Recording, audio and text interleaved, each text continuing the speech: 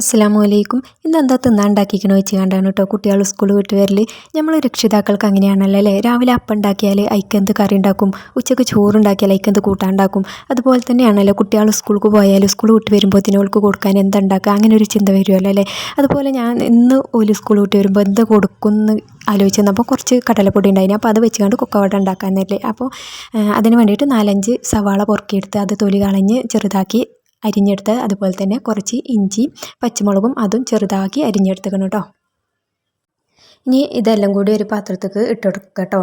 ഇതിൻ്റെ കൂടെ കുറച്ചധികം കറിവേപ്പിലയും കൂടി അരിഞ്ഞത് ഇട്ടെടുത്തേക്കണം. ഇനി അതൊന്ന് മിക്സ് ചെയ്തെടുക്കുക. എന്നിട്ട് അതിന് ശേഷം കടലപ്പൊടിയും അതിൻ്റെ കൂടെ തന്നെ മൈദപ്പൊടിയും കൂടി ഇട്ടെടുത്തേക്കണം. പിന്നെ പാകത്തിന് ഉപ്പ്, അര ടീസ്പൂണ് മഞ്ഞൾപ്പൊടി ഇതിട്ടെടുത്തേക്കണം.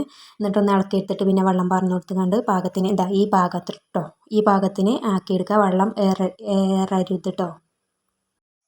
ഇനിയിപ്പോൾ എണ്ണ നല്ലോണം ചൂടായി വന്നിരിക്കണേ. ഇതിലേക്ക് സ്പൂണിൽ പകുതി ഭാഗം എടുത്തുകൊണ്ട് കുറച്ച് ഇങ്ങനെ ഇട്ട് കൊടുക്കട്ടോ. സ്പൂണ് മുഴുവൻ നിറച്ചെടുക്കരുത്, അങ്ങനെ ആകുമ്പോൾ ഇത് കിട്ടൂല കേട്ടോ. അപ്പം പിന്നെ ഒരു ഭാഗം ആയാൽ മറിച്ചിട്ട് കൊടുക്കുക. ഒരു ഗോൾഡൻ കളർ ആയാൽ മറിച്ചിട്ട് കണ്ട് അപ്പുറം ഭാഗം കൂടി വേവിച്ചെടുക്കുക കേട്ടോ. ഇത് പിന്നെ ഒട്ടിപ്പിടിച്ച മാതിരി ഉണ്ടെങ്കിലും അത് വേറിട്ട് എളുപ്പമാണ് കേട്ടോ. എളുപ്പം വേറിട്ട് കിട്ടും. ഇനിയിപ്പോൾ മറിച്ചിട്ടിട്ട് രണ്ട് ഭാഗം ഒരേപോലെ കളർ മാറി വന്നിക്കണേ. ഇനി ഇത് ചട്ടിയിൽ നിന്ന് എടുത്ത് മാറ്റാം കേട്ടോ.